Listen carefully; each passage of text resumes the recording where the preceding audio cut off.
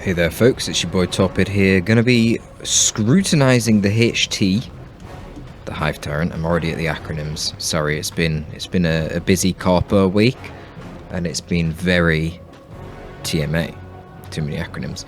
Yeah, Hive Tyrant, very white looking Hive Tyrant, which is highly fitting given the highly snowing map that we're on here. Sparky is going to be the Hive Tyrant, and he's playing against Silos, who is going to be the Lord Commissar. Now, I would say that in this matchup, the Lord Commissar is going to help quite a bit. I don't know these players, they're new players, so brace yourselves. This will be going up on a Saturday. We'll see just how sloppy these boys are. We've got a bit of white on black action here, haven't we? Very black looking guardsmen. I mean, damn, they look oily. They look lubricated. Recolored Death Corpse of Krieg. And it is very strange. It's very strange looking. Okay, anyway. Yeah, IG pretty tough to deal with as the Tyranids, really. The Sentinel is a pain in the arse, bleeding your little gaunts. Having the Synapse out of the base with your Hive Tyrant, rather than Lictor Alpha or Ravener Alpha, definitely does help, because it reduces your bleed. And right now, Hive Tyrant just tanking all the Sentinel damage is a pretty good situation, really, for Sparky. If you're going to be incurring a lot of damage from the multi-las gun on the Sentinel, you want to take it on your Hive Tyrant so you're not bleeding. So, yeah, it's fine. Until he gets his upgrades on the Termagants to make them just a bit more cost-effective at trading. They're not really that good fighting the Sentinel. You kind of just want to avoid it. Okay, Sealos is blobbing tremendously. I wouldn't bring my Commissar in the main fights here. I don't really think he needs to be with the Double Guardsman and the Sentinel. Send the Commissar down the side of the map to hunt down isolated Termagants. Because honestly, before they get the Toxin Sacks, even double Termagants will really struggle to deal with a Commissar here. So that's something to consider. We do see a fast stomp coming up, and I kind of get that because of fears of Hormagaunts, but honestly, if the enemy's only got one Hormagaunt, that Hormagaunt is not going to be able to attack the Double Guardsman and the Sentinel. There is just too much firepower. The Hormagaunts will lose models, and then when they lose models, they lose DPS, and it's not really a threat. So, rather than getting the stomp straight away, you'd be better off putting down a couple of gens, or even just one gen, and getting Kaddish and Devils as soon as possible. He's gone for the Aura of Discipline as well, but... So, huge macro mistakes here from Sealos, and also some macro mistakes from Sparky. Both of these players are basically purchasing way too many upgrades early on, and not enough units. Generally, the thing with upgrades is they don't cost a lot of requisition, but they cost a lot of power. So in the mid to late game, they're really nice, because at that point you start having quite a lot of power as you've built your generators, but you don't really have that much requisition because of upkeep on your units. In the other game, it's kind of the opposite. You don't really have a lot of power because you haven't built gens, so you can see the power income is really quite low. In contrast, you have quite a lot of requisition because your pop is low, and therefore your upkeep is also low. Generally, the impact of getting a new unit out, a whole new unit, is way higher than the impact of an upgrade, unless that upgrade is really specific for a certain role or to counter a certain unit. Therefore, typically, you want to be getting more units as soon as possible, rather than upgrades. So we do see Raveners coming out now for Sparky, and this is fine because he's the Hive Tyrant. It makes sense to go for Raveners first rather than Warriors, because he already has basic Synapse from his Hive Tyrant, so getting more mobile range damage and a potential counter to any ranged blobs that come out, certainly heavy weapons teams, in the form of the Raveners, could be quite useful. We see that Sealos has got even more upgrades there, going for the Flamers and the Guardsmen, which is okay to bash, but then again, it's Tyranids. They don't really generally have that many gens in the early game. I'm not sure that's worth it in that instance. We'll see. To be fair, the Flamers can be quite good at just killing Tyranids because there's so many models, and of course Flamers do AoE damage. I question the stomp for sure on the Sentinel, as I already did. Of course, it's fantastic here in this engagement due to the really quite bad micromanagement here of Sparky, and he didn't realise that he didn't retreat his Hive Tyrant there, which is very poor for him, losing his Hive Tyrant, so now he doesn't have a Synapse creature. But the other thing I have to question here for Sealos is the Aura of Discipline. So you'll see here, the Aura of Discipline, it's a very strange war gear. It heals more the fewer units that are nearby. So if you've got 2 fully upgraded squads of guardsmen, that's going to make you 18 models around the Commissar. So you're only going to heal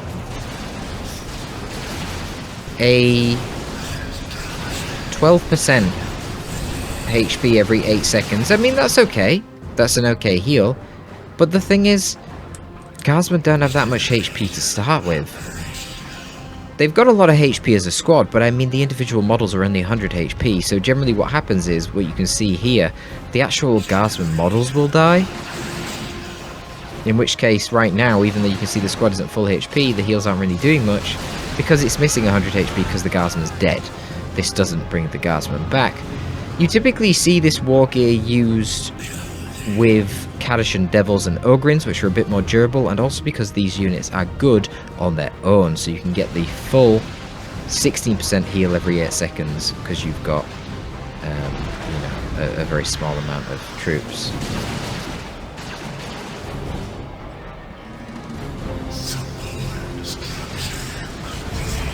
I think I read this war gear wrong. I think it's actually only if you've got above 10 but fewer than 20, then it's 8, 12. But yeah, whatever.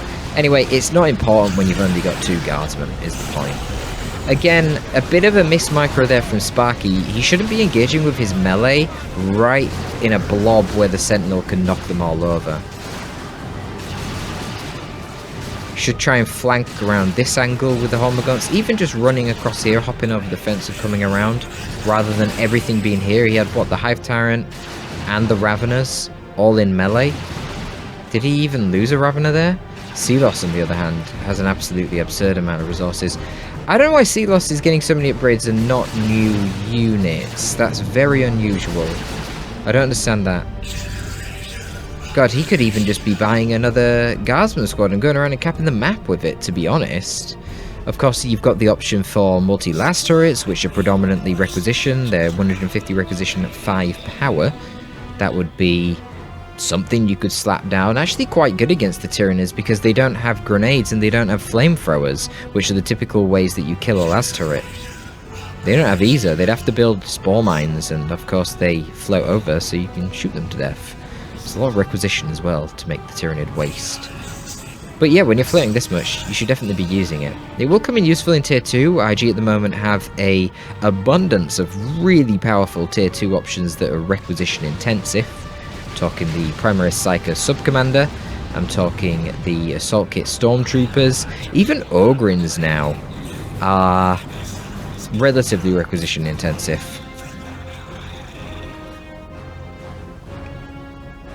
So we'll see if he's going to be able to use that requisition in Tier 2 with effect. But as it stands right now, he's doing fine. Sealos generally way too passive here. I understand he's currently keeping the Commissar with the Guardsman because he's got these buffs here with the Power Sword and the Discipline, but this is all the more reason to have an extra squad of Kadashans that can go down this side, and any one unit that meets Kadashan Devils will lose to it, due to the Kadashan Devils having both the Explosive Shot and the Old Reliable to disrupt any squad they encounter. A bit of a misplay then, slow on the micro. Of course, if he used his Refractor Shield sooner on the Lord Commissar, he wouldn't have got knocked over by the burrow of the Raveners. And the Raveners actually burrowed and knocked forward the Guardsmen into the melee here. The Hormagaunts, you can see chasing them, getting the Guardsmen down to, wow, just the Sergeant alive there. We see Plasma Guns already picked up on this Guardsman squad. And a Missile Sentinel. So Sparky knows that Sealos is Tier 2. Sparky quite decisively winning that engagement. Just a lack of anti-melee really for Sealos in combination with him really messing up. Not turning on his Refractor Shield soon enough for the Commissar, who then just got knocked over and didn't really fight in melee too often. Now you see, we're in Tier 2, Sealos has purchased some Assault Kit Stormtroopers and is now going for Kadashan Devils in Tier 2. Should have had these guys out, making an impact in Tier 1 the entire time. Sparky's choosing though not to destroy the gens, but rather to try and cap them, which is a big mistake actually, because he's not going to be able to secure them. He's denying the power for now, but he could have permanently denied the power had he actually destroyed the gens, it looks like Silos should be able to get onto these gens. One guardsman caps the power, one onto the requisition. Stormtroopers and Sentinel can go forward and start poking at the enemies. Kadishan Devils are on the field now. They are picking up a sergeant. They are presumably going to be going down the side of the map. I don't know, maybe he's just going to move in a big blob. If he wants to do this big blob play, maybe he should consider getting a bunker and turning it into a medical bunker. Medical bunker around here. Here if you want to be really aggressive, or here if you want to be more conservative, would be good. I'm talking about these locations because of the line of sight blockers, which will make it harder for something like a Venom Brood to just shoot the bunker to death. If you put it here, they're going to have to run around, and then you can tie them up with a commissar. They can't just stand here and shoot at it, you know? That's why here would be very good as well. Of course, you would be too far away to protect the VP whilst being reinforced though, which is why here would be good if you want to be more aggressive, but this is of course further away from your base if you do have to retreat. But a play like that would probably be wise if he wants to continue moving in this big blob, because it's really hurting Silos' ability to cap the map, and this is a major criticism of his gameplay at the moment. He's not capping the map at all.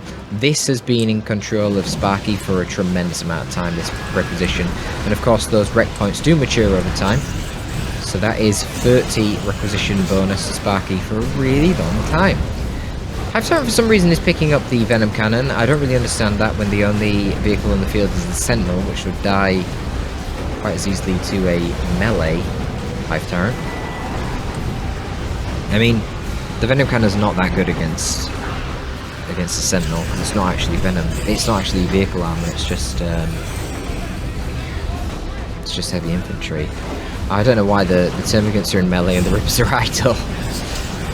Sparky kind of messing up here, but hey, Venom Brood are focusing on the Sentinel. Oh no, they're losing models now.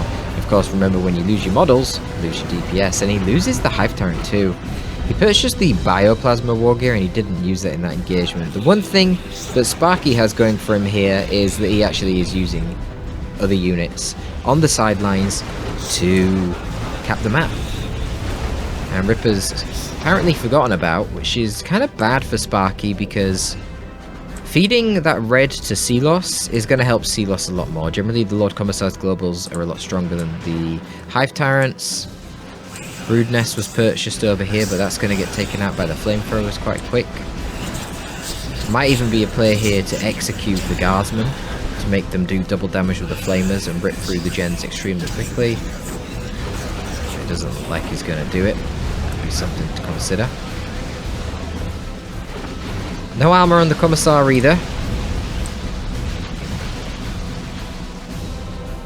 I think Flak Jacket could be useful here, sniping Ravener models, potentially sniping Venom Brood models and cause some backlash. But of course the priority right now is going to be getting to tier 3 himself for Silos, because Sparky's going to be tier 3 and going to likely start that Carnifex train. Taking out the gens though will delay the Carnifex train quite a bit, so that's good for him. However, Sparky's got a nice amount of power in the bank here, can get one Carnifex, but he's going to struggle to get more after that. Hormagaunts will just be running around with a couple of models. Yeah, looks like Stormtroopers killed a lot of models on them. Decap that VP and get out of there.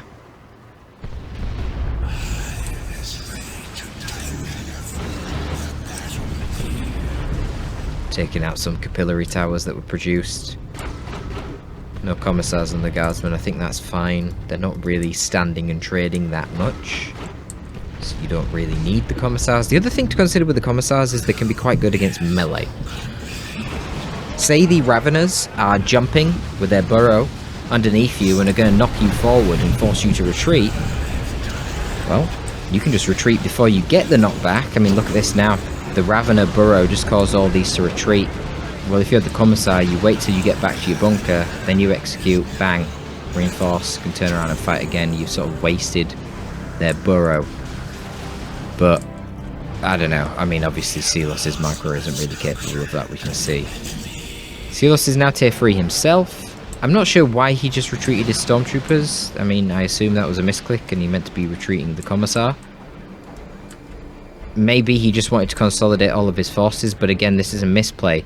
You want to keep assets constantly in the field to draw attention from your enemies.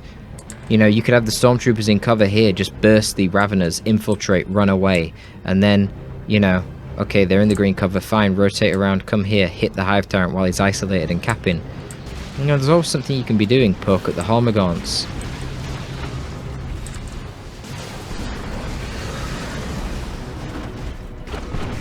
It's not really great how he's leading with the Commissar as well, especially when the Commissar doesn't have his Carapace armor for the extra HP and HP regen.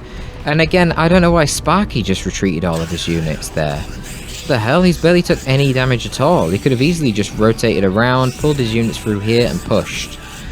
Try and snipe the Sentinel. Get rid of that thing, since it is going to be quite annoying against your Termagants. Another brood nest going down here. I don't really know why Sparky's building these brood nests in the locations that he is. Of course, right there was potential for a grenade from the Stormtroopers in retreat. Kadishan Devils could have gone into melee, killed a couple of Hormagaunts. But Sealos just not able to macro it.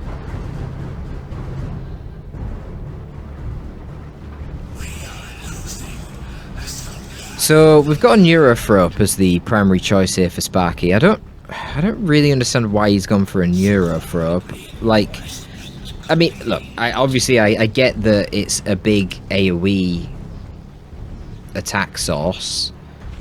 Cataclysm doing damage over time, knockback in an AoE. Paroxysm doing percentage-based damage in an AoE that scales with the armor type of the foe. The passive attacks being like a zone throw. And there's a big blob of infantry here, but really it feels like Sparky should know that nothing has been purchased for a very long time here. A tank is a likely threat, and a Carnifex could easily deal with all of this blob. I mean, there's no real AV here. These guys have locked themselves into the assault kit. Kind of a juicy little bioplasma there from the Hive Tyrant. Tyrant needs to be focusing on the Sentinel though. Oh my god. Did we use a... what's it called? That global loyal to the end? Or was that purely damage buffs here from the Commissar? Wow. Maybe it was. Paroxysm doing a little bit of damage over time here to the Kadishans. Kadishans are not firing because they're trying to infiltrate because they've been idle. Which is a bit of a mistake. And the Venom Brood takes out the Sentinel. And there was apparently another miss micro there because the Neurothrope retreated before the Venom Brood, which is quite hilarious, and the Hive Tyrant manages to get away with a sliver of HP. One more slice from that Power Sword would have been the end of it. But once again, we see Sparky putting on the pressure on the sidelines with these speedy Hormagaunts. I mean, this is what you got to do as a Tyranid player. Oh shit. Sealos is just going straight for the Storm Lord. Swarm Lord. Yeah, Sparky's going to need a Swarm Lord if he wants to kill a Storm Lord. That's for sure. So, he did get a Carnifex out. Okay, so for now he's going to go for the Formback. Honestly, the Formback will be fine against the Stormlord. Stormlord has ridiculous anti-infantry DPS, but its anti-vehicle is quite limited, and being a super heavy battle tank, it is vulnerable to being hit with a melee attacker. Because the melee attacker will be so fast that he's going to constantly be able to, well, so fast relative to the super heavy vehicle that it can keep up and do a lot of damage. Not to mention, if you can get onto the rear, he'll do some bonus damage too. I am noting Sealos's high levels of red, and that could be quite deadly for Sparky if we get hit by a rocket run here. He does have the Hive Tyrant Venom Cannon already, so that could be useful against the Stormlord as well. But basically, you need to distract it somehow, because I mean, the Stormlord, if it just focuses on the Hive Tyrant, will kill it very fast. Here comes the rocket run. Hits the Venom Brood. Is it going to wipe it? Oh, he kind of messed up the second run. He went for the Gaunts. Hit his own guardsman. Nearly killed one of the Gaunts. One of the Termagants needs to retreat out of here. Oh, here comes the Stormlord. He's completely forgot about the Termagants. What's he doing? Sparky. Sparky, my man. Okay, Stormlord is going to get rid of the Hive Tyrant. Raveners were given their melee upgrade, and they're doing quite well in melee. Sparky loses both of his termagants very unnecessarily there. His homagants did sneak in the back and cap the natural VP of Sealos. Sealos now moving the Stormlord forward relatively unprotected, but he actually managed to pull out a heavy weapons team with a las cannon in the back too.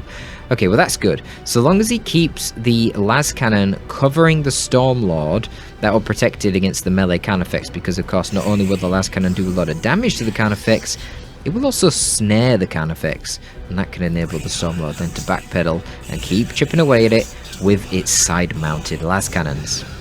The problem, of course, will be the Raveners burrowing onto the heavy weapons team, so he needs to have units in front to shoot and potentially detect the Raveners if they choose to burrow underground, which is exactly what they're doing right now.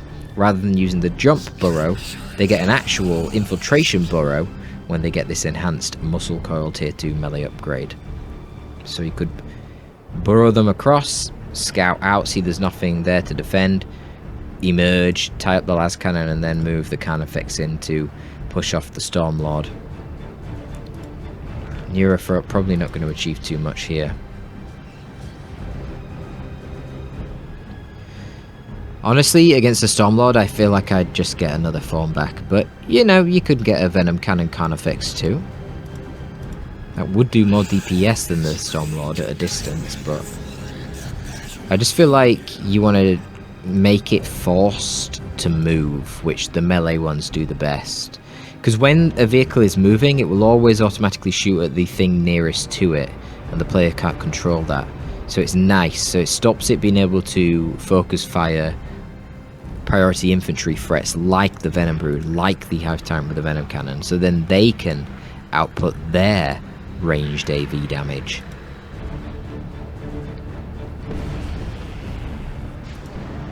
That was a nasty IED, and now the Stormlord is going to focus on this poor little Holmagant. Good reaction time though, to be fair. Might even get out alive. You can believe it. I barely can, 37 HP. Less. So Sparky waiting for his second Carnifex. He's going to go for the Venom Cannon. Quite hilarious that he is doing perfectly fine in terms of power in spite of that power bash earlier. He has replaced his gens over here instead.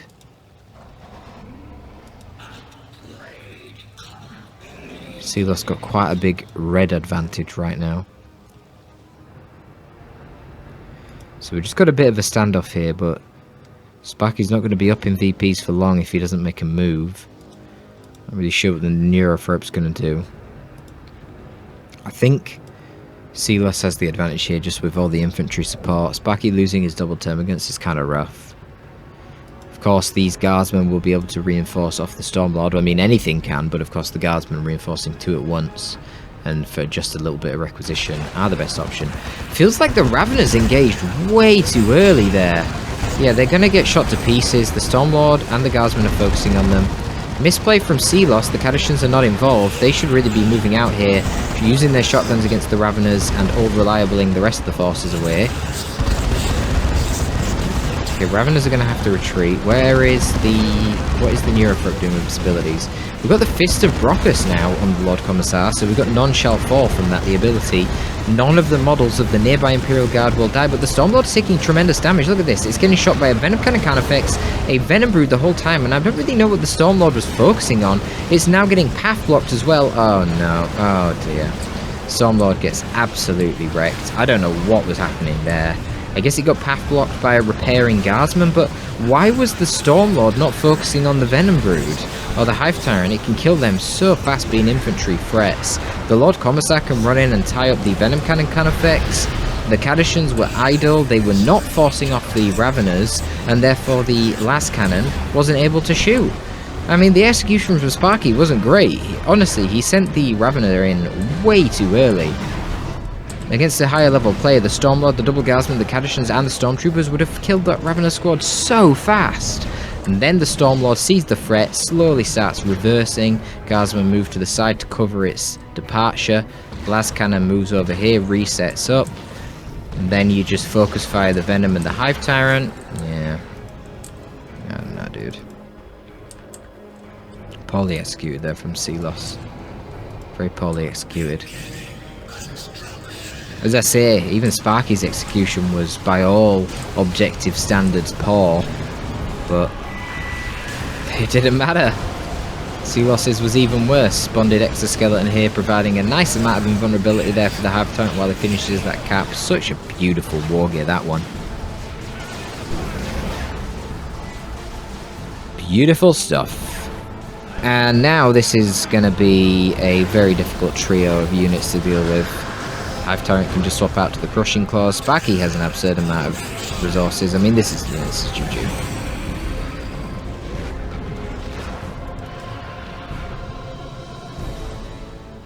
Only one last cannon, and every time it tries to do something, the Raveners are on its ass. It's going to try and get another last cannon, but there's no way. There's nothing you can do here. Well, we got a Swarm Lord, and it goes to show no matter how powerful the units are, ultimately, if the player's bad enough, they can even make the strongest of units look rather weak. Which I suppose is relieving. Guess the exception is playing Chaos Lord, right? No, not right. I've seen plenty of Chaos Lord players do the same. Make him look terrible. Even though he is definitely not. A nice denial of the decap though with the Cataclysm. And now we're going to do it with the Bioplasma. Let's see how much damage this does. He flipping missed. Come on, Sparky. It's not even a moving target.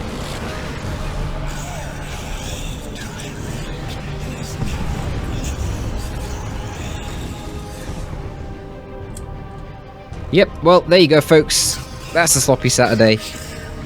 Not really much more to say on that one. I think I covered it all. Hopefully somewhat educational for you newer players out there. But that's going to be all from your boy Torpid this time. I am signing out.